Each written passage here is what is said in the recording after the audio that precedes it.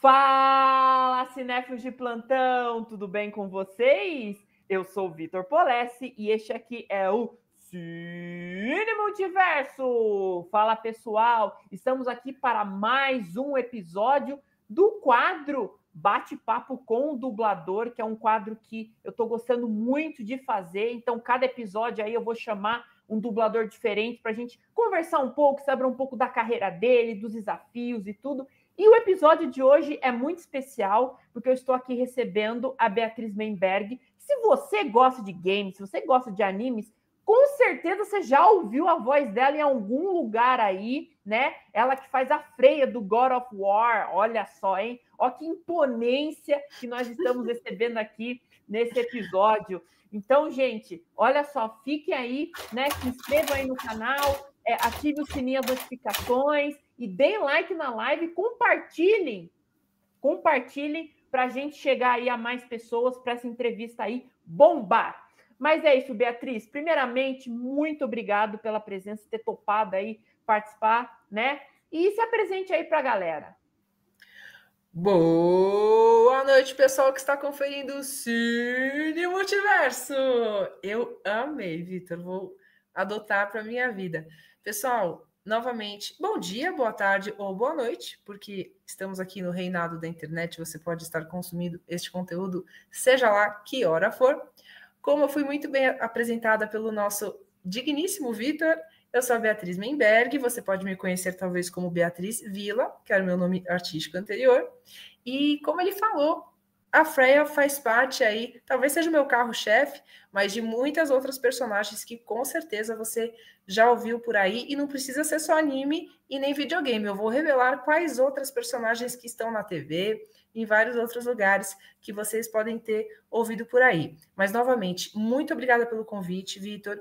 Espero que o pessoal aí do outro lado possa curtir de montão e já agradeço a audiência e a paciência, como diria o Fausto Silva. E é isso aí, Vitor. Vamos para as perguntas. E eu já vou começar com uma grande pergunta para você, Beatriz, que é o seguinte, né? Antes da gente se tornar dublador, né? Antes da gente chegar nessa profissão, a gente sempre tem uma inspiração, né? Nesse meio, né? Alguém que nos inspirou, alguém que marcou a gente e que fez a gente querer ser, né? Querer ir atrás dessa profissão. Eu queria perguntar para você, qual foi o dublador ou dubladora que te inspirou na profissão? Pode citar mais de um nome, assim, um dublador que, né, foi aquele nome que fez você querer pensar assim, olha, essa profissão é linda, eu acho que eu tenho que ir para aí, eu tenho que ir nesse caminho. Vitor, eu sei que vai soar super repetitivo, todo mundo dá essa resposta, mas não tem como não ter crescido nos anos 90 e não usar o Guilherme Briggs como a maior das referências. O personagem que eu mais gosto dele, que marcou muito, não era nem infância, tipo assim, pré-adolescência, vai. Era o Freakazoid. Não sei se você teve acesso a esse desenho. Sim, Isso conheço. passava num canal, assim, da Warner, mas assim, né, não era que nem Cartoon, era uma programação lá. Às vezes eu achava que só eu assistia. E eu era viciada naquele desenho. E pela primeira vez eu percebi o poder de um dublador a ponto de, assim, criava-se um portal praticamente e ele alterava o texto, alterava o sentido, mudava as piadas. E eu ficava muito impressionada. Eu já gostava de cinema, também queria falar um pouco sobre isso, Vitor, porque no nosso bate-papo anterior você comentou que não é tanto dos games nem dos animes, e vou confessar um segredo para você, eu também não. Eu tô sempre cercada de gente que adora, então eu vou aprendendo. Mas assim, o único jogo que eu joguei na minha vida foi Mega Man, que eu amo de paixão, mas né, Mario também. Mas eu me defino como uma retro gamer. Eu não evoluí para o 3D em diante, então quando eu jogo é só 2D, porque eu não consigo jogar 3D, eu sou uma jumenta.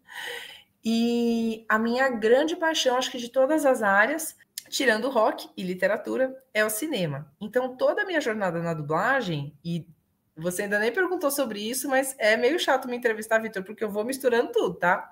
A Não, minha... fica à vontade. Você vai ver que eu vou misturar todas as perguntas cronologicamente, mas se mais para frente né, eu tiver espaço assim, para contar um pouco da minha história, eu sempre começo desse ponto.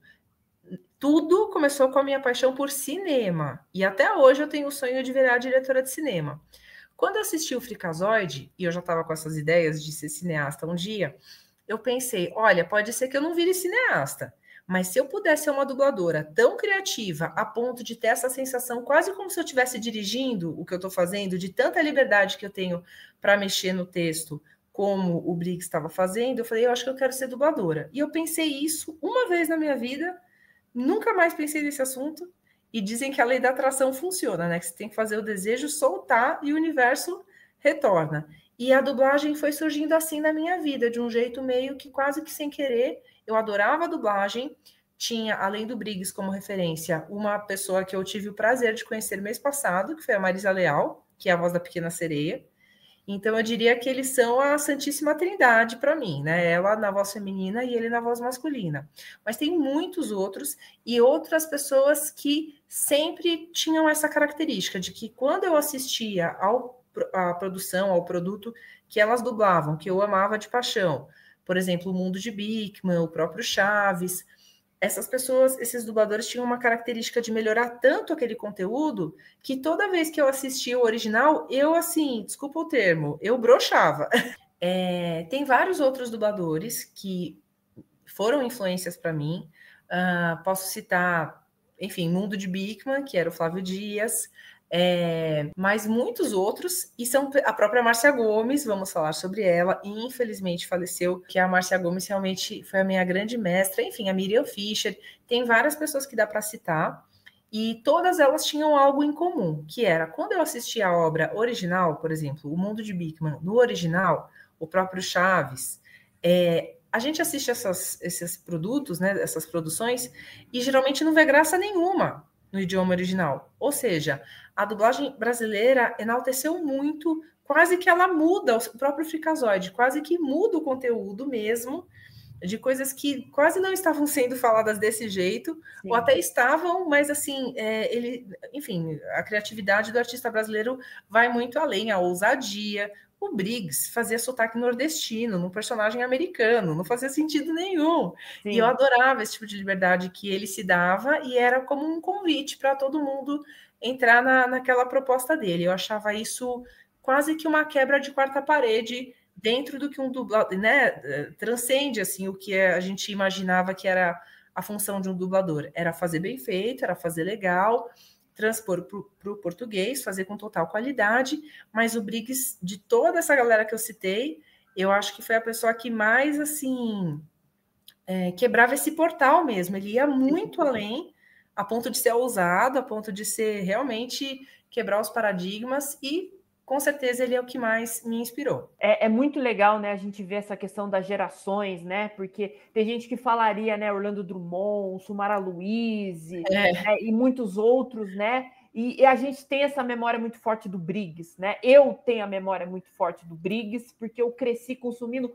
muita coisa do Briggs, assim. Então, dos anos realmente 90 para frente, quem nasceu ou era criança nessa fase, a supremacia é do Briggs, não tem como.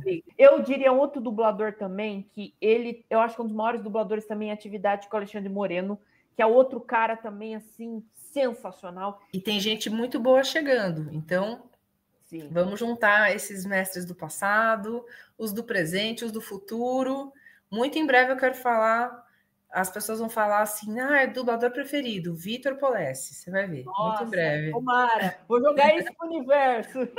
Filho, eu joguei de qualquer jeito, eu queria ser cineasta, virei dubladora, a gente nunca sabe os caminhos que a vida vai fazer com a gente. Sim, sim. Aí agora, Beatriz, eu tenho uma pergunta também, que é aquela pergunta, ela pode ser até clichê, mas eu gosto das respostas dessa pergunta.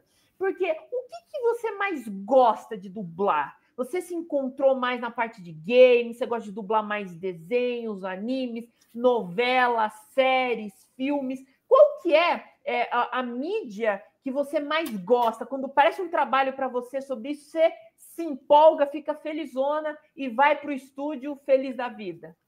Vitor, olha que interessante. Lembra quando a gente comentou nos bastidores, um pouquinho antes, que assim, não necessariamente minhas paixões eram games ou animes, né? Porque geralmente, hoje em dia, é o que mais fideliza as fanbases.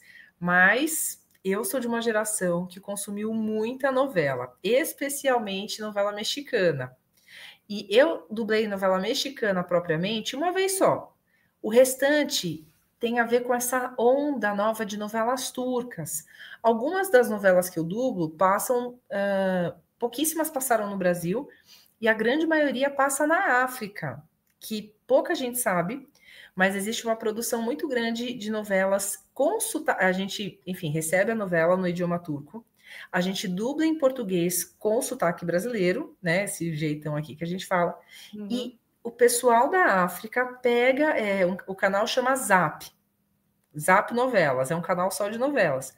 Eles pegam esse conteúdo dublado em português, com esse jeito brasileiro, e levam para a África, para os países lusófonos, que eu nem sabia que existia essa palavra, ou seja, países de outros lugares que não sejam Brasil e Portugal, que também falam português, que são aquelas colônias africanas, como Angola, Moçambique, ex-colônias, né, mas que foram colônias portuguesas, e que falam português até hoje. Eles têm muito mais o sotaque português no dia a dia deles, mas é uma curiosidade que no mercado a gente vai descobrindo, né? Eles amam o sotaque brasileiro. Então, até já ouvi falar, já conheci uma amiga minha que é radialista, e ela foi radialista em Portugal, assim, 3 anos, mas com sotaque brasileiro. Então, como eles também recebem conteúdo da Globo, da SBT, eles foram se acostumando ao sotaque brasileiro e gostam mais, dependendo do produto, de ouvir com o nosso sotaque.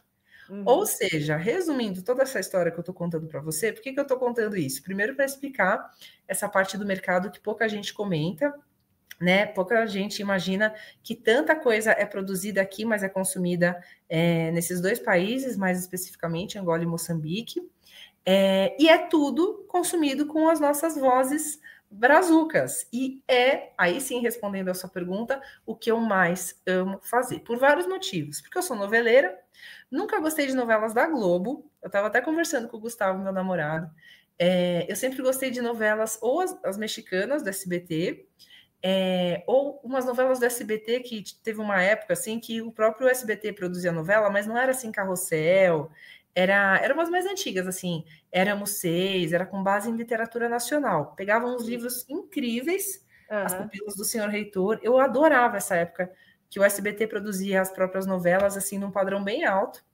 E, para mim, essas novelas turcas, elas são muito bem feitas, para mim, acima do padrão do que a gente tem aqui no Brasil hoje. Então, eu dublo hoje mesmo, acabei de... É muito cansativo, porque são muitas horas, mas eu dublo assistindo TV. É uma coisa que eu tô ali ao mesmo tempo assistindo uma coisa que talvez eu estivesse assistindo mesmo, fora. E o outro lado, para complementar ainda mais a sua pergunta, é que as novelas duram muito tempo. A gente chama de novela turca, mas na verdade elas são pensadas como séries da Netflix, então elas vêm em temporadas. Como qualquer outra série, se faz mais sucesso, pode durar infinito, se faz menos sucesso, dura menos temporadas. O fato é que vem sempre numa quantidade de, no mínimo, 2, 3 meses. E isso, Vitor, para o nosso bolso é uma alegria. Maravilhoso, maravilhoso. Então, olha, ano que vem eu já sei que eu estou atualmente com 2, e ano que vem eu vou estar com 3. Aí dá para pagar as contas, dá para pagar as dívidas, é uma alegria total, porque a gente tem que preencher a nossa agenda semanal. E se essa agenda vai ficando muito vazia, a gente vai ficando desesperado. Então, sim, por esses e por outros motivos, novela turca, para mim, é tudo de bom. Que legal, né? Eu tô notando, né, que tá aumentando esse mercado de dublar novelas turcas, né? Que antigamente, né, essas novelas de outros países, de outros lugares, geralmente só vinha para cá quando fazia ou muito sucesso ou tinha algum ponto que gerasse interesse, né? Mas hoje em dia a dublagem ela se expandiu tanto que muito material de vários países as pessoas estão tendo a oportunidade de conhecer, ainda mais agora os serviços de streaming, então sempre estão encomendando as dublagens, isso é maravilhoso, né? Mais para a diversidade de conteúdo, mas também para dar emprego para os dubladores que também, né, merecem. Então, é muito legal isso. Com certeza a gente vai falar do assunto dublagem viva, né, inteligência artificial, mas o pessoal fala que eu sou romântica, que eu sou sonhadora, Mas realmente, conhecendo os clientes, principalmente os clientes de novela turca, para esse universo, eu acredito que assim nunca vai ser substituído por IA, porque são clientes muito exigentes. Eles pedem para a gente repetir a exaustão, às vezes, entonação de frase, sentido, interpretação. Então, eu não vejo esse tipo de produto enfim, a nossa voz sendo substituída de forma artificial. É algo, para mim, podem me julgar, acho impraticável. Sabe, a gente sempre tem algo que a gente tem vontade de dublar ainda na carreira, né? Seja uma série, um ator, uma atriz e tudo. Então, eu queria perguntar para você, Beatriz, que atriz, né, no caso, filme, série, franquia, você gostaria, né, de dublar ainda na sua carreira? Vitor, eu adoraria ser mais criativa em relação a essa resposta, porque eu não vou mentir para você que já perguntaram outras vezes, e eu acabo fazendo um roteirinho e respondo sempre igual, e depois eu tô, sei lá, tomando banho, eu tô dirigindo, e eu falo, ai, caramba, tinha que ter respondido tal coisa, tem que parar de responder as mesmas coisas, mas realmente a criatividade está me faltando no momento, então eu vou responder os meus clássicos. Eu adoraria ter feito a Capitã Marvel, e de certa forma eu já fiz, a gente vai falar sobre isso também. Eu já fiz nos jogos, né, do Lego Marvel Super Heroes, eu acho que foi esse. Fiz a Capitã Marvel, fiz a Viúva Negra, fiz a Tigresa Branca. Não sei por que puseram tanta gente com a mesma voz, né? Mas tudo bem, eu me virei lá, fiquei fazendo um monte de voz diferente. Então, de certa forma, eu já interpretei a Capitã Marvel, sim, no universo dos videogames, no universo Lego, mas eu adoraria ter feito no cinema, porque é um filme meio, né, divisor de opiniões, não é todo mundo que gosta, mas eu gostei muito desse filme, e o pessoal falou muito de lacração, eu sinceramente não achei tão exagerado, eu costumo me incomodar, assim, quando é muito exagerado, mas para mim foi um filme que foi muito gostoso, um filme que eu achei legal, que passou essa mensagem feminina de uma forma leve, gostosa, e o filme é recheado de referências ao rock dos anos 90, que eu sou viciada. Então, assim, tem uma hora que ela tá com uma camiseta de uma banda que chama Nine Inch Nails, que eu adoro. Tem uma hora atrás dela, ela tá numa loja de CD e tá uma capa de um álbum da minha banda da vida, que é Smashing Pumpkins, aparece na loja de CD, porque se passa nos anos 90.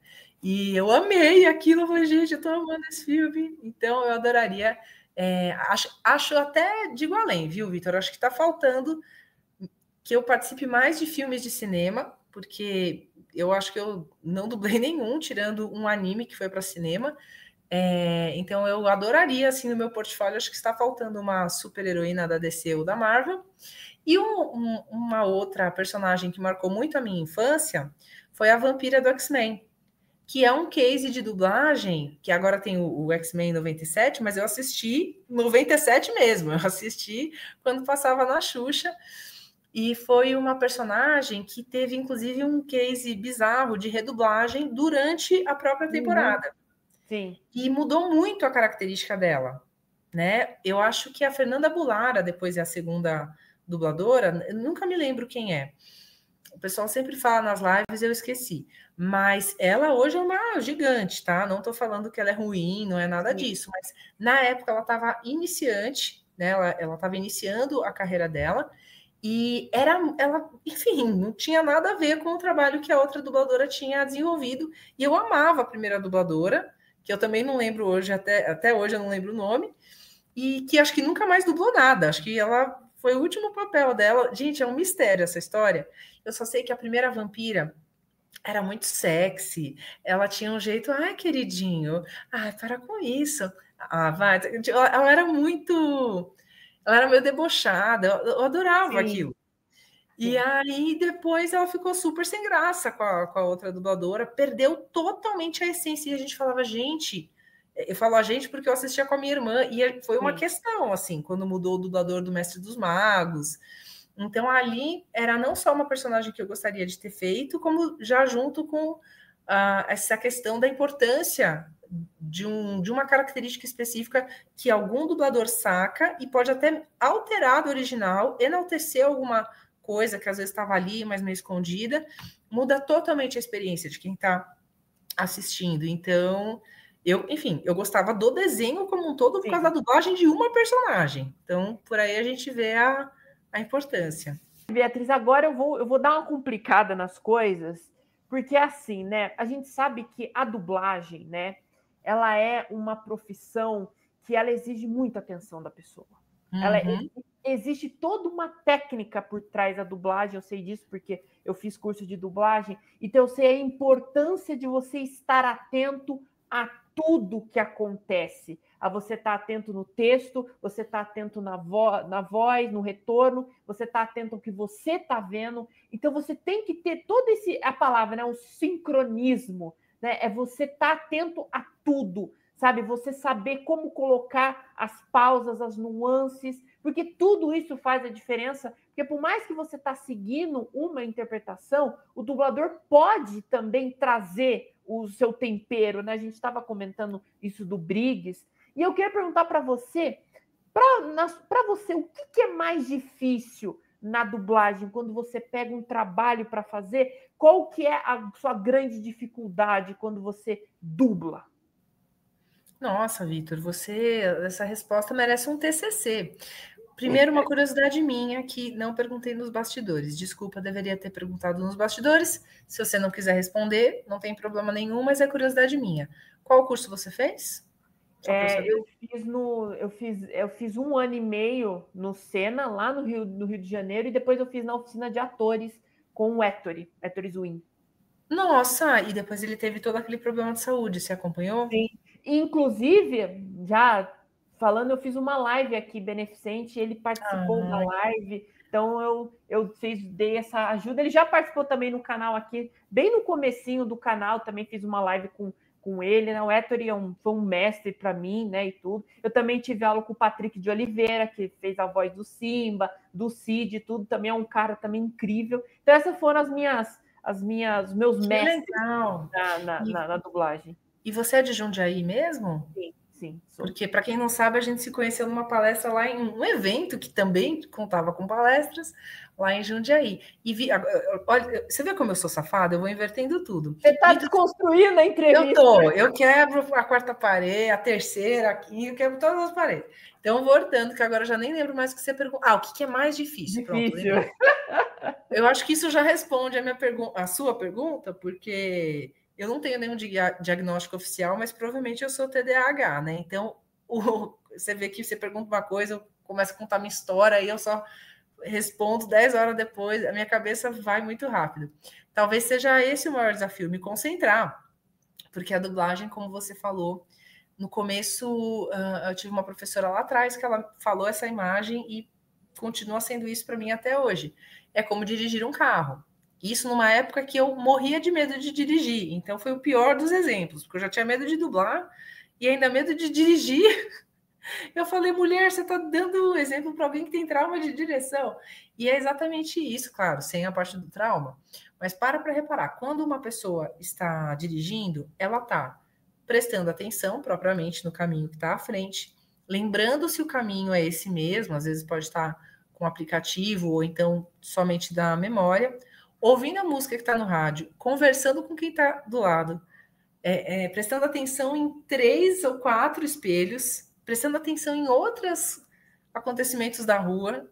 Então, se você parar para pensar, trocando marcha, se você parar para pensar, dirigir é uma coisa semi-impossível.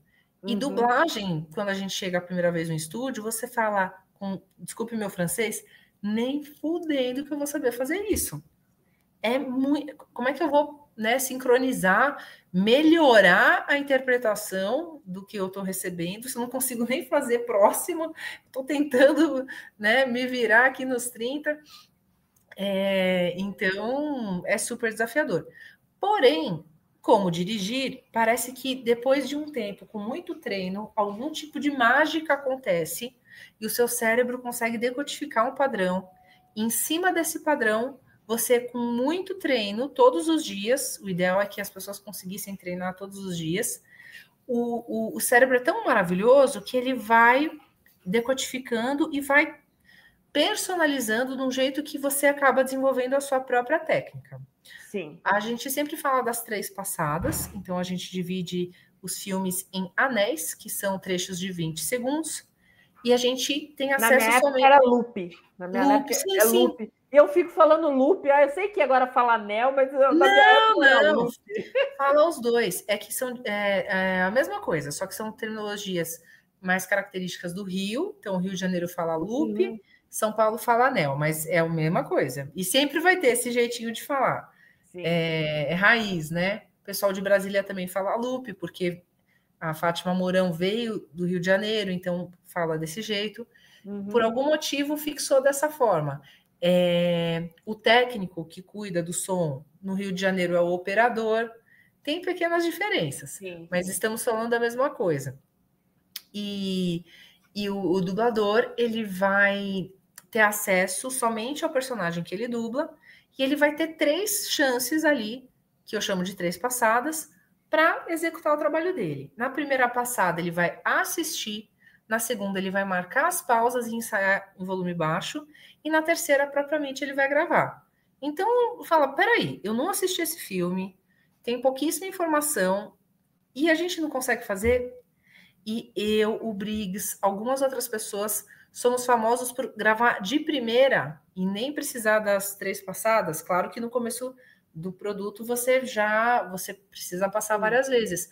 Mas o cérebro é tão maravilhoso que, dependendo, você consegue fazer de primeira. E é possível, com muito treino. Rapidamente é como um padrão que você encaixa. Então, Vitor, brincadeiras à parte, eu sou mais concentrada para dublar do que qualquer outra coisa que eu faço, porque realmente eu já treinei muito o meu cérebro. Então, eu diria que o mais difícil é quando a gente... Ó, eu vou soar bem metida agora, tá? Bem convencida. Eu já dublo há mais de 20 anos. Não parece, mas acho que vai fazer uns 15, vai no mínimo 15. Então, eu tive a oportunidade de fazer todo dia, porque eu fui contratada rápido, teve um estúdio que me chamou rapidinho, assim, aí eu fazia tudo naquele estúdio. Eu era professora, diretora, eu estava em contato com isso o tempo todo, então eu consegui me aprofundar num período curto, consegui entregar um produto já mais amadurecido depois de 2, 3 anos, o que é bem raro. Então, para mim, dublar propriamente sempre é difícil, porque dublar sempre é difícil, porém, não vou mentir para você que já não entrou no piloto automático. Sim. O difícil é sair do piloto automático. E quando é que isso acontece? Quando você pega um ator ou uma atriz muito boa. Sim. Nesse momento, você fala, eu achava que eu sabia interpretar, eu achava que eu sabia dublar. Geralmente a gente, não que os atores de novela não sejam bons, são maravilhosos. Os turcos dão show, tá? Mas o formato novela, o formato, sei lá, anime, né, algumas coisas são formatos, você entende aquele formato e você entra num automático. Teve uma vez que eu tive acesso a um filme que foi lá para o estúdio que eu conduzia, que era daquela atriz francesa Juliette Binoche. Era super, era super desafiador, porque ela não é óbvia. É uma linha de atuação francesa, então você não consegue encaixar o seu piloto automático. Exatamente. Então, toda vez que o filme é mais artístico, que é mais no olhar, é mais uma sutileza, é mais... Ali a gente fala, caramba, eu não tô pegando, sabe? Porque a dublagem, com o tempo, ela vai virando... ou então, por exemplo, a Freya, ela é super emocional. A mãe Miranda é super exagerada. É menos difícil fazer isso do que coisas mais sutis. Então, para mim, hoje em dia, na dublagem, o arroz com feijão vai no automático. Mas o difícil é quando a gente pega um ator, esses que ganham o Oscar, é outro padrão. E a gente sente essa dificuldade na hora de replicar na dublagem. Sim, antes de eu passar para a próxima pergunta, só complementando o que você disse, a dublagem ela é um exercício a cada dia.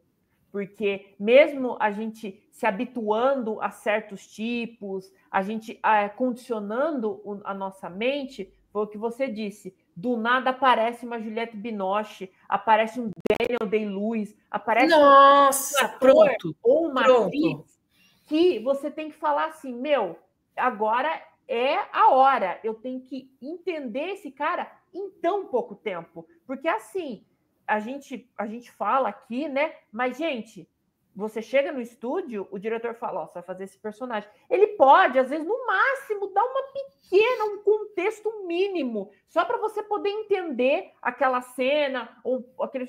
Mas é só isso, ele não te dá mais cenas para você ver, e você tem que ir na cara e na coragem. A gente vai descobrindo o filme junto do espectador. Sim, você tem que ler aquele personagem de primeira e já soltar. Isso que eu acho mais lindo na dublagem. É você estar preparado para pegar qualquer personagem e de primeira. Isso eu acho incrível. E aí você... falando aí, pode complementar que aí eu vou puxar isso. Não. É que você puxou realmente a caixa de Pandora, né? Esse é um assunto infinito. Por isso, Vitor, e aí agora eu já vou entrar a fazer o meu jabá um pouco. Que o meu curso chama A Magia da Dublagem, porque é meio mágico esse processo, né? O máximo que a gente pode preparar as pessoas é que elas tenham um excelente curso de teatro, que elas já sejam talentosas. E um diferencial que eu trago no meu curso cada vez mais também é que os alunos estudem bastante um assunto chamado arquétipos, que está super na moda hoje em dia no marketing digital, mas que, uma vez que eu entendi, abriu muitas portas para você ter esse leque de personagens. Jung falava que era... Jung, né? Falavam que eram 12 ao todo, eu nunca lembro de cor, mas assim, vilão, arquétipo Deus, criador, amante.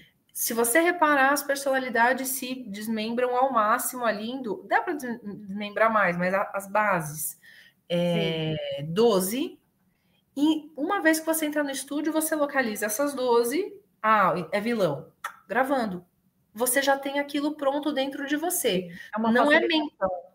Não é mental. Você já tem que ter vivido aquilo, no mínimo, no teatro ou numa vivência pessoal. É a referência, né? É o contexto, a referência. Tem que estar muito vivo dentro de você. E com o tempo também, Vitor, o próprio mercado vai te rotulando dentro de algumas coisas. Por exemplo, no começo da minha carreira, eu sempre fazia, dentro mais do arquétipo amante. Eu fazia sempre voz sexy. Quando as pessoas colocavam assim, Beatriz, voz sexy. Sempre fazia as gostosonas bonitonas. Depois de um tempo, virou voz de mãe. Toda vez, as minhas personagens, depois eu reparei, são mães.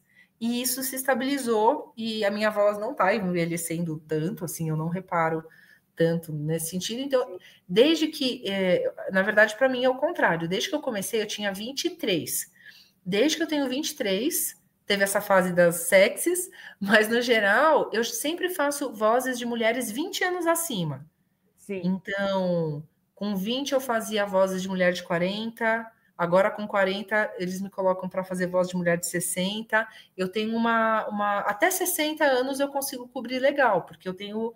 Minha voz é aguda, mas eu tenho uma extensão boa para o grave.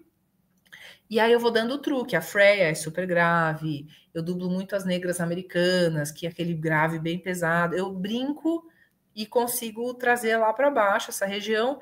E com o tempo você começa a entender que você é chamada sempre para um perfil. Pouquíssimas vezes na minha vida eu fiz voz de anime aqui em cima. Eu já sei que não é o meu perfil. Se precisar, faço também. Tem que ter no seu repertório interno.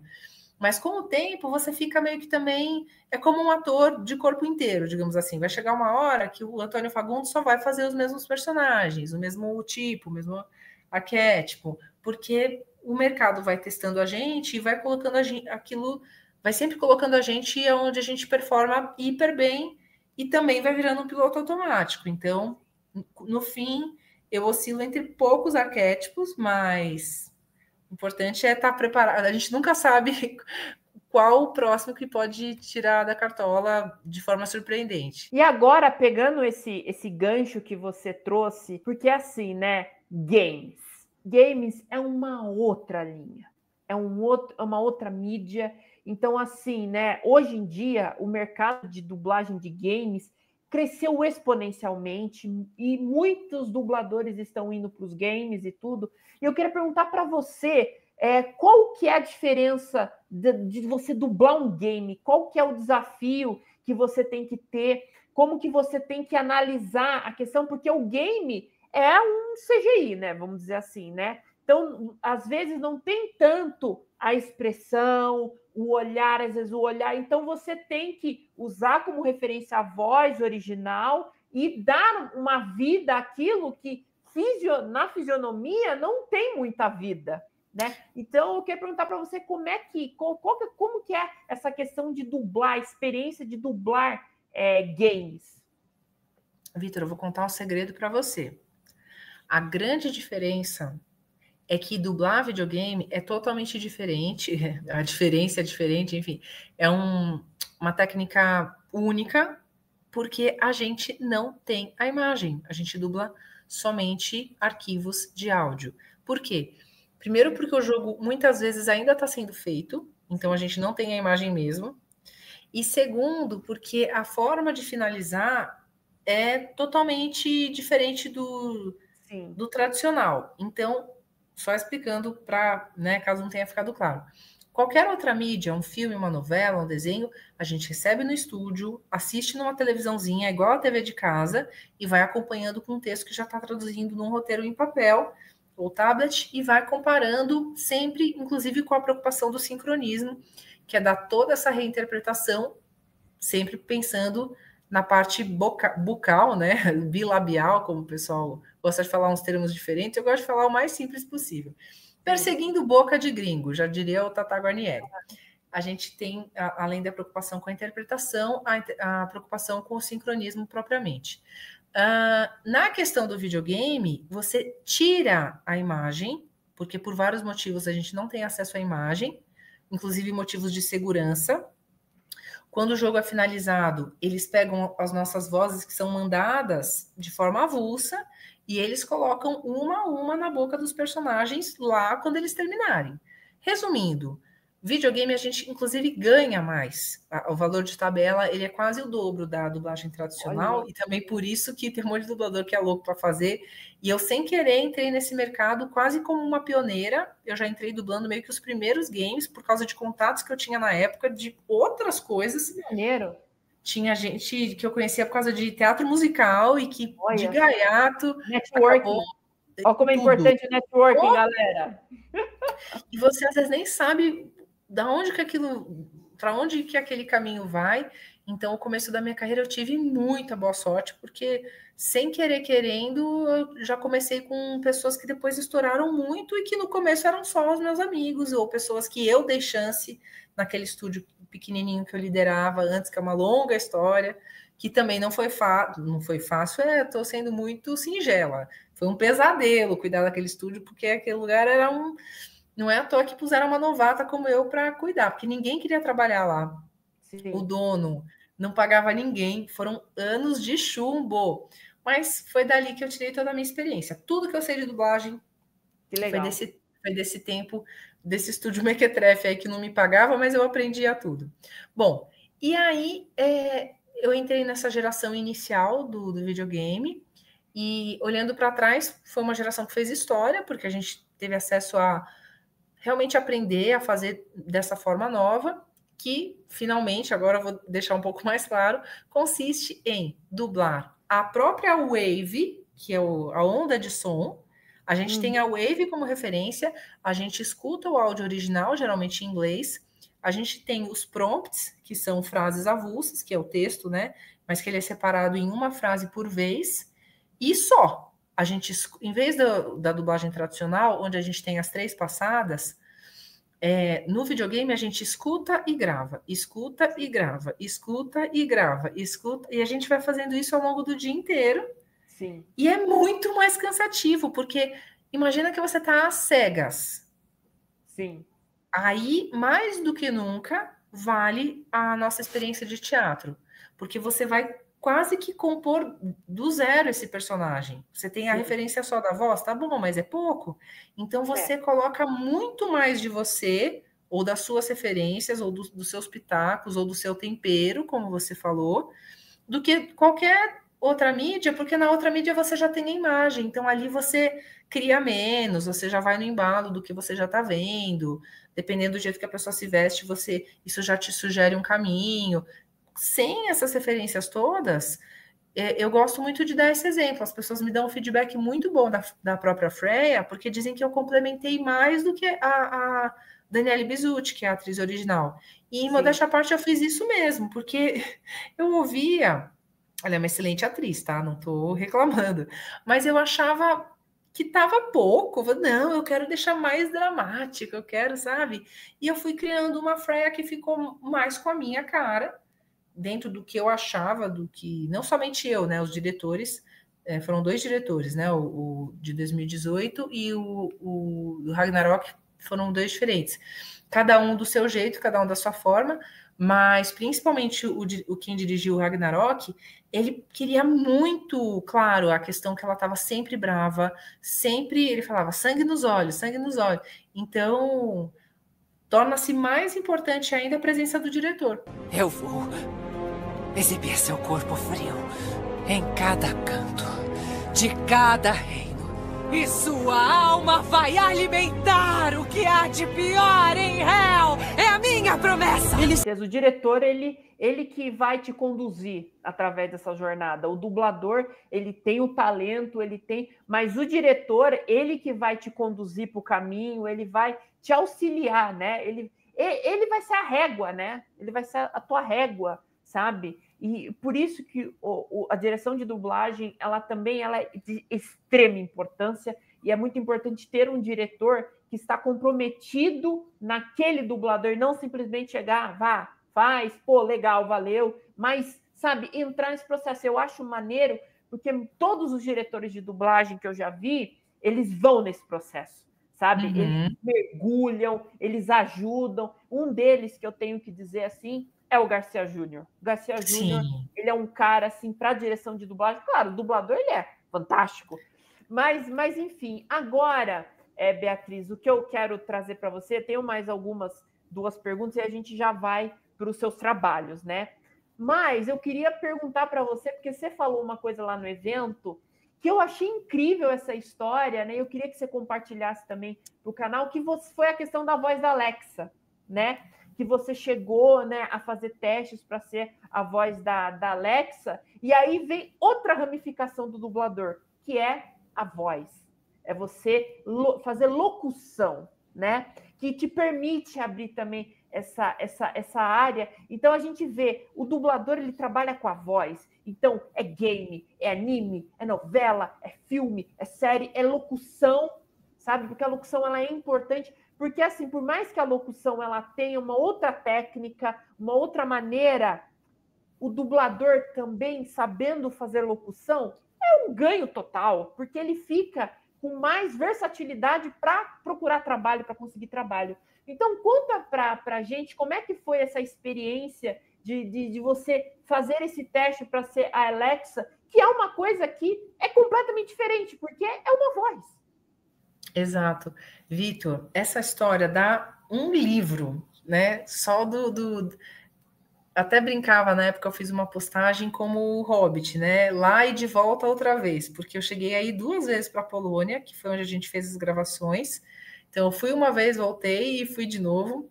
E depois continuamos no Brasil e não peguei o papel. Então, eu vou explicar resumidamente. Isso foi em 2019, nem se falava dessa discussão toda de inteligência artificial.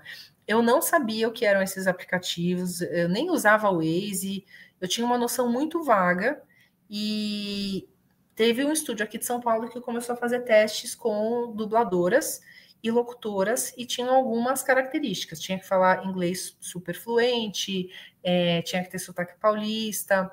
Teve dubladoras excelentes que não ficaram para as etapas finais, porque eram do Rio, então era assim, os elementos bem chatinhos, mas eles foram fazendo uma série de testes para um projeto misterioso, e eles não falavam o que era, e dava para ver que não era novela, não era nenhum produto daquele estúdio. E aí o dono lá do estúdio, ele falou, Bia, eu não posso falar, mas eu acho que é um projeto relacionado a uma inteligência artificial. E eu fui passando, recebi uma ligação de um polonês que falava um inglês macarrônico, e eu entendi que eu tinha sido pré-selecionada e que seriam 2 moças, e a vencedora seria a voz da Alexa, e a segundo lugar faria parte de um outro tipo de banco de vozes, que seria para um aplicativo chamado Poly.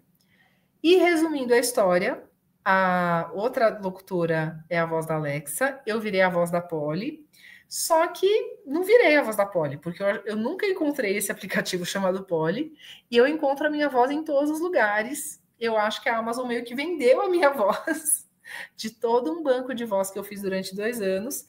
Por um lado, tudo bem, porque eu ganhei muito bem nesse período. Eu ganhava assim um valor que eu não ganho com dublagem nenhuma. E quando eu não estava mais na competição, parei de ganhar um valor fixo e aí virou outro projeto. Enfim, né? Me desconectei da Amazon.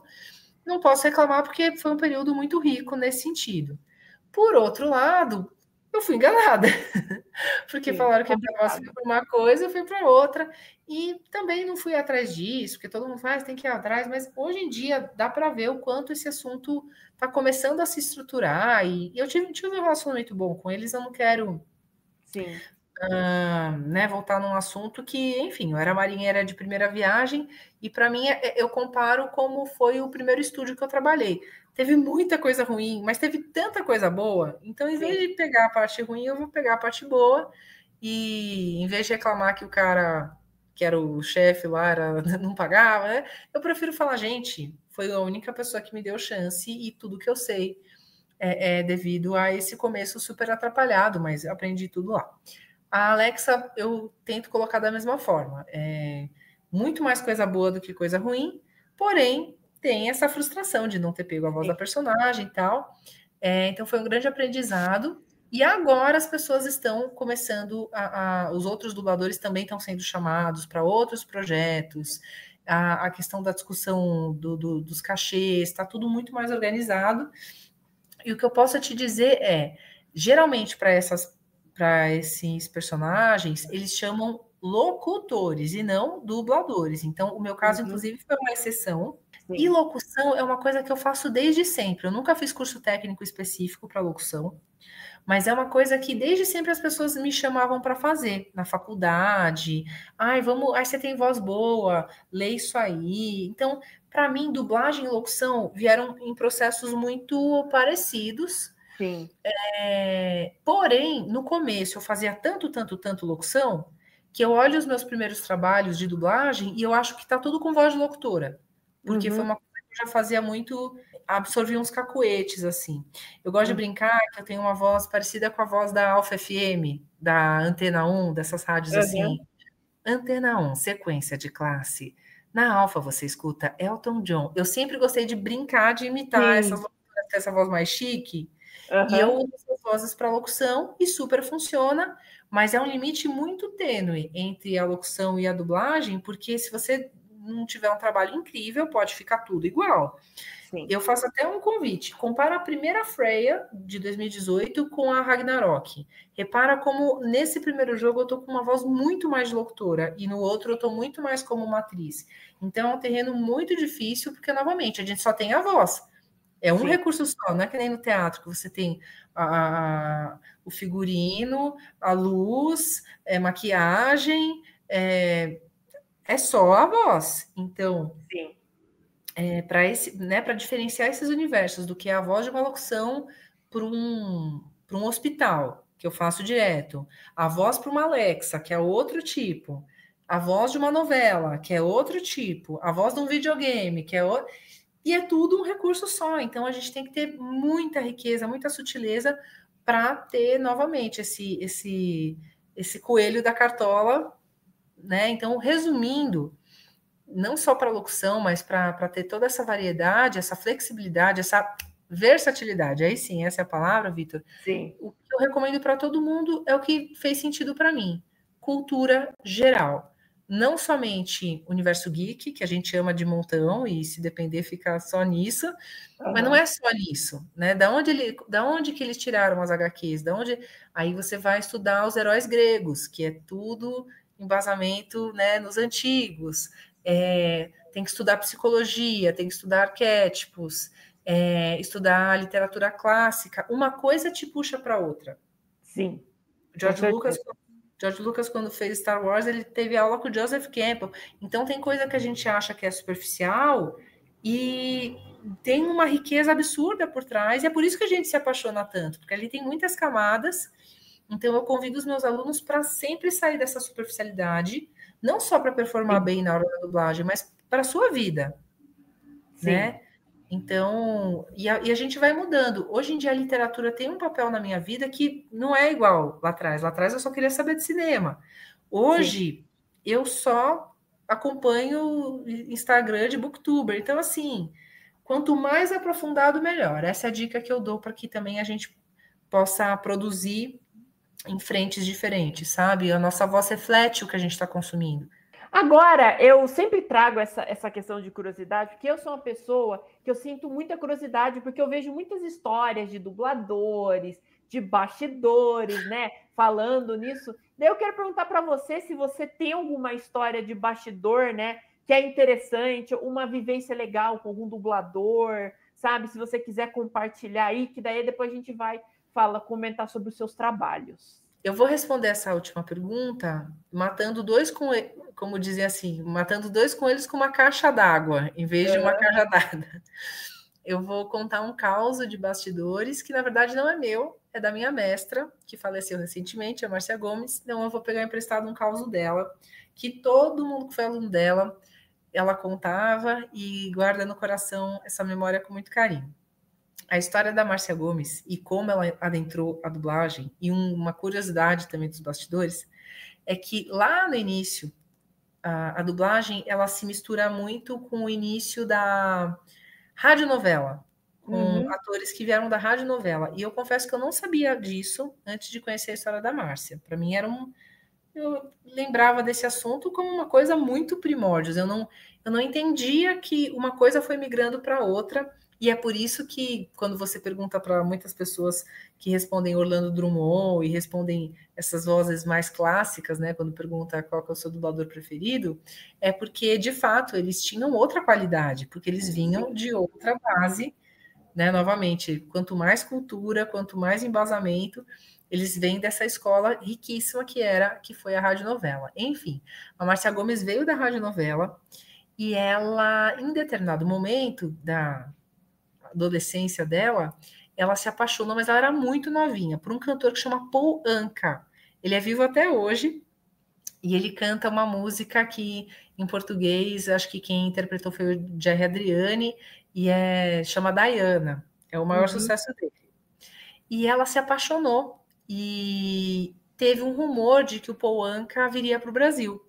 E na cabeça da Márcia Gomes, ela estava tão apaixonada que ela tinha certeza que o Paul Anka ia se apaixonar por ela. Sim. E ela, tipo assim, o Justin Bieber vem para o Brasil, a menina acha que o Justin Bieber vai parar tudo e vai ver com ela. E ela tinha aquela certeza. E aí, na fantasia dela, ela falou, e além disso, né, que era a certeza que o Justin Bieber ou o Paul Anka ia se apaixonar, ela falou, eu não posso ficar para trás. Eu tenho que ser uma artista de igual para igual. Então, nesse meio tempo, ela deu um jeito de virar artista, que foi a época da radionovela, para quando ela conheceu o Paul Anka, ela falar, não, eu sou atriz. Era todo um esquema para coincidir com uma fantasia. Resumo da história. Márcia Gomes foi a nossa dubladora mais longeva, teve aí a voz do Gato Félix, os primórdios mesmo, assim, tudo foi protagonizado ela por ela. Ela fez a Hipótese do Caça-Fantasmas também, que é a memória mais viva que eu tenho dela. Sim, inclusive eu aderi ao visual da Hipótese totalmente, né? Eu adoro aquela personagem. Mas ela fez coisa lá atrás, Manda-Chuva, Pica-Pau, Changeman, participações em Naruto. Ela cobriu toda a nossa infância, seja qualquer geração, né? E, no fim, o Paul Anka nunca veio para o Brasil. Olha. E ela nunca conheceu o Paul Anka. Ah, que dó, que dó. E agora a gente ainda tinha até um movimento de tentar fazer eles se conectarem, porque ele mora no Canadá, mas enfim. O fato é que o que é uma determinação de uma pessoa? Ela criou uma carreira com base em um momento de inspiração. Eu, modéstia à parte, também. Teve um dia que eu olhei ali o Guilherme Briggs e falei, nossa, já pensou que legal ser dublador? às vezes é uma frase que você lança e olha que revolução foi na vida dela, na vida dos parentes dela. A família dela, ninguém era artista, ela era filha de um sapateiro, ela revolucionou toda a trajetória do que seria o mais óbvio para uma menina que nasceu nas condições dela conseguir, e o resto é história, né? Então, esse seria o caos dos bastidores de dublagem que eu teria para te contar. Em respeito e uma homenagem também à memória da Márcia. Agora vamos, antes dessa, que eu tenho uma pergunta final que é... Matadora. Ela é, né? Ela é complicada, mas antes, vamos falar um pouquinho dos seus trabalhos, né? Porque assim, né? A gente pode fazer entrevista de 10 horas, porque assunto... Eu avisei, eu sou danada. Sim. E aí a gente tem, né? Você fez a Freya do God of War, você até contou um pouquinho como é que foi a sua experiência, né?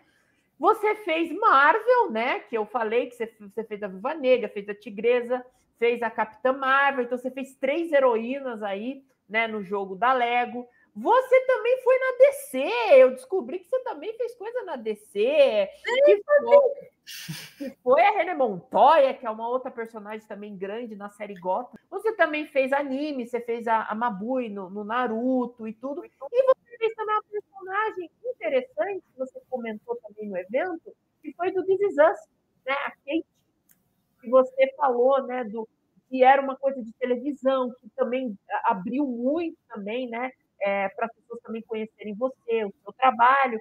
Então, assim, essa pergunta vai ser um balaio de todos esses trabalhos. Você comentar como é que foi, né, esses trabalhos para você, para a gente chegar aí na pergunta final. Olha só, quando a gente vai dar entrevista, chega uma hora que a gente já tem algumas perguntas já mais ensaiadas, algumas, né, questões que a gente tem certeza que vão aparecer, e outras questões têm a ver com públicos diferentes. Então, dependendo do lugar onde eu estou, eu abordo mais um personagem em detrimento do outro, porque cada público vai acolher de primeira uma linha. Por exemplo, se é um público gamer mais infantil, e eu falo que eu dublo Fortnite, já tem um retorno muito mais rápido. Sim. Às vezes não é a pessoa que joga Fortnite não é a mesma de God of War. Que você sabe que soltar um tanque na minha cabeça não vai me derrubar. Tenho que agradecer ao meu salvador. A lembrancinha eu vou ficar devendo. Tenho um plano. Então, falar, joga videogame, God of War. Tá, mas às vezes a pessoa não joga God of War. É raro, mas acontece. Então, dentro do público gamer tem essas divisões. Ou pessoas que conhecem todos esses jogos, conhecem Call of Duty, que eu também dublei. A Rússia renegou o Barkov. Resolveu boa parte desse problema. O General Shepard pegou os arquivos que você pediu. Mas tem a preferência por Resident Evil. E aí sabe que eu fiz a Freya, por exemplo. Mas quando eu falo da mãe Miranda, a pessoa pira muito mais. Porque eu também achava que a Freya era talvez a mais importante de todas que eu fiz. Mas a mãe Miranda me surpreendeu muito. Minha filha linda! Venha cá. Então, com o tempo, a gente vai pegando as manhas de cada público que você trabalha. Tem um reality show que eu faço há mais de 10 anos, que é de construção. Uhum. Então, é um casal no Discovery Home and Health, e eles reformam casas. Então, tem gente que não consome Fortnite, não consome God of War, mas me reconhece desses realities, nada a ver, de dona de casa. Então, legal. Assim, olha só este papel de parede com textura. Será que vai? Peraí. Só um segundo. Deixa eu dar uma olhada. Cada público reage a um determinado produto.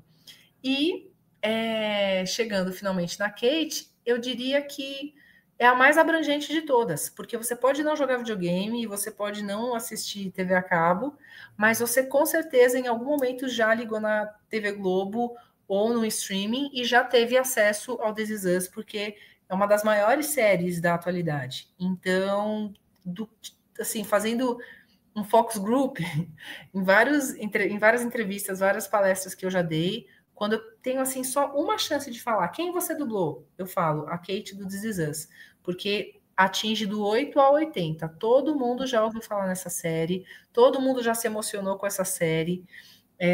Então é muito louco, porque talvez os fãs mais assíduos sejam os de anime e videogame. Por isso que tem as feiras né, tudo voltado para esse público que é muito apaixonado. Por exemplo, eu faço parte, só encerrando essa categoria, né? Eu faço parte do elenco do Spy Family, que é um dos jogos, talvez, um dos animes de maior expressão atualmente. Sim. Teve longa-metragem no cinema, nós fomos chamados pela Crunchyroll, todo o elenco de dubladores, então eu me senti uma estrela de Hollywood, né? E então, para quem curte anime, eu falo que eu faço a Sylvia Sherwood, a pessoa pira. Anunciado publicamente. Mas parece que vários passageiros desapareceram. Todos possuíam identidades falsas. Ou que eu fiz participação no Naruto, ou que eu fiz um anime mais alternativo, mas que foi meu preferido, Fruits Basket, que eu fazia uma personagem super andrógena, ela era meio homem, meio mulher, meio robô, era uma coisa dificílima, talvez a minha personagem mais difícil. Quando a pessoa sabe que eu dublei essa personagem super desafiadora, cada público reage a uma coisa, mas a Kate do This Is Us é como é que posso dizer? Não, ela é incontornável. Não tem como não ter sido impactado pelo This Is Us. É a única coisa boa da minha vida, Cat. Eu sei, isso só piora tudo. Eu sempre imaginei uma vida dos sonhos pra mim mesma. Uma carreira de verdade. Com um homem como nosso pai. Seria uma mãe como a nossa mãe. Só vou te falar uma coisa. No começo, quando eu tava no meu primeiro curso de dublagem como aluna, eu ficava pé da vida. Eu achava ridículo o dublador que não soubesse tudo que ele mesmo fez. Eu falava, olha, o dia que eu for dubladora, eu vou saber tudo, eu vou saber falar tudo que eu fiz. Vitor, como é que fala? Paguei a boca, né? Queimei a língua.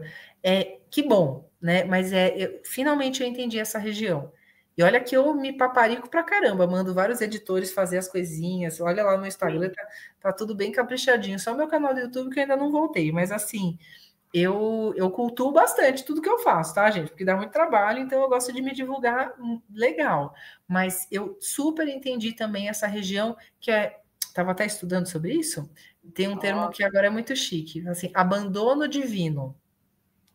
Para as coisas acontecerem, parece que às vezes você... Né, que tem essas frases que a gente deseja muito, joga e esquece, e aí que acontece? É um abandono divino. Se a gente não tem esse rompimento com o personagem... a gente enlouquece. Sim. E eu entendi por que que fiz? Não. Uma série que, por exemplo, Walking Dead, que é uma coisa gigantesca. Eu fiz uma participação, eu nunca lembro que eu fiz essa participação. No Bleach, eu fiz uma participação, e tem gente que ama, e eu basicamente esqueci, porque a gente desconecta de alguns personagens por um sistema de segurança do cérebro. Não sei explicar. O sargento disse que vamos trabalhar juntos. Ah, não, tudo bem. É muito difícil me ofender.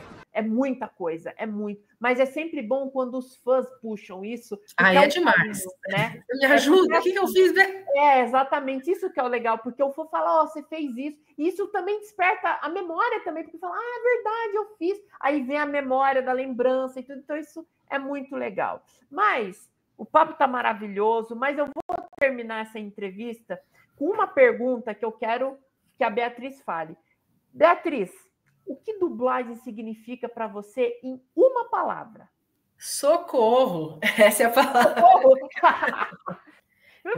eu vou ter que contar uma história para explicar por que é essa palavra, tá? Tá.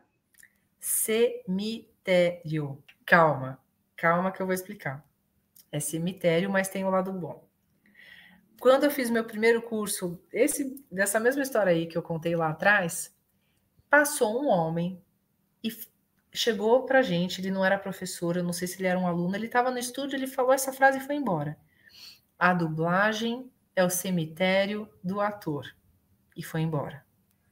Falei, caraca! Eu tô aqui no meu primeiro dia de aula, esse homem já me joga esse balde de água fria. Como assim a dublagem é o cemitério do ator? E essa frase me persegue por toda a minha carreira, e é a frase que eu falo no primeiro dia de aula para os meus alunos, e eu pergunto, o que você sentiu ouvindo essa frase? E você vai me responder no 5º dia de aula, que é o nosso último dia de aula. A dublagem é o cemitério do ator. Vitor, cada aluno responde uma coisa completamente diferente. É impressionante. A gente acha que cemitério é coisa negativa. Tem gente que fala, não, a dublagem é a vida do ator, porque o cemitério é como se fosse uma coleção de todos os personagens que ele dublou ao longo da vida. E cada um puxa por um lado. Eu acho que tem todos esses lados. Então eu digo cemitério no sentido bom e no sentido ruim. E o sentido bom é porque morte significa sempre uma renovação. E a dublagem é isso, é uma renovação diária. Não somente um personagem por dia. Hoje eu fiz dois. Hoje eu fiz dois grandes, tá? Dois protagonistas. De manhã eu fiz uma policial que perseguia bandido da Marinha, um negócio NCIS. E à tarde eu fiz uma turca tradicional que anda de burca. Então, é muito mais do que um personagem por dia. Então, é um cemitério porque a gente meio que morre, nasce e renasce todo dia.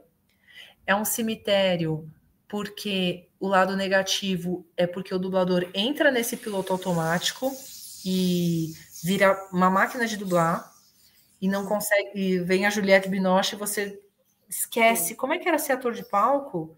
Como é que é ir no museu? Como é que é ler um livro?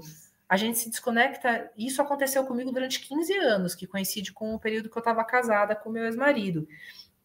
A dublagem virou CLT, a dublagem virou uma coisa que eu já fazia. E depois que eu me desconstruí, depois que eu voltei a consumir arte, depois que eu comecei a ver Netflix de novo, ir ao cinema de novo, é muito fácil a dublagem entrar como uma subarte depois de um tempo, por mais incríveis que sejam os dubladores. Eu vi isso acontecendo. Eles se distanciavam dessa arte maior. E isso aconteceu comigo. E antigamente as pessoas viam dessa forma menor, viam como o dublador é um ator que não deu certo, você podia estar na Globo, você podia estar num teatro chique e no cinema, mas você está aqui, é o que sobrou. Tem muitas camadas essa frase. E é por isso que eu digo que a dublagem é o cemitério do ator. Olha só que... É por isso que eu vou trazer essa pergunta final, porque cada dublador vai ter uma resposta diferente. E isso é o mais interessante. Isso é o que deixa a entrevista muito mais rica, né? Mas é isso, gente. Tinha várias perguntas que eu poderia fazer para a Beatriz, mas isso vai ficar para uma próxima parte, uma parte 2, uma continuação. Por isso, exatamente, que você tem que curtir, você tem que comentar qual é o seu trabalho favorito da Beatriz, se inscrever no canal, ativar o sininho, essa gravação bombar para a Beatriz voltar aí no futuro e eu trazer aqui outros dubladores aí para eu colocar aí e fazer altas perguntas. Mas é isso, gente. Eu quero agradecer. Beatriz, muito obrigado mais uma vez pela sua disponibilidade. Eu sei que a agenda de dublador é maluca, é escala para um lado, sabe? Mas obrigado por ter destinado uma parte do seu tempo aqui para trocar essa conversa, a gente falar, né? A gente enaltecer a arte que é a dublagem. E eu agradeço. Vitor, eu que agradeço. Eu estou encantada por você. Você é uma simpatia, super comunicativo, super expressivo. E agradecer a todo mundo que está aqui ouvindo. Fazia tempo que eu não me divertia tanto, que não era tão prazeroso assim contar, né, a minha história, porque eu já contei algumas vezes e eu fico pensando, nossa, acho que o povo não aguenta mais, né, me ouvir. Mas foi muito gostoso e você está de parabéns também. Foi uma entrevista muito gostosa. Muito obrigado, gratidão mesmo, do fundo do meu coração, muito obrigado. E a gente volta aí com mais um episódio, né, do Bate-Papo com o Dublador. Aí, quem que você queria que eu trouxesse aí, né? Coloque aqui nos comentários que eu tentarei. Mas é isso, gente. Muito obrigado e até mais, pessoal.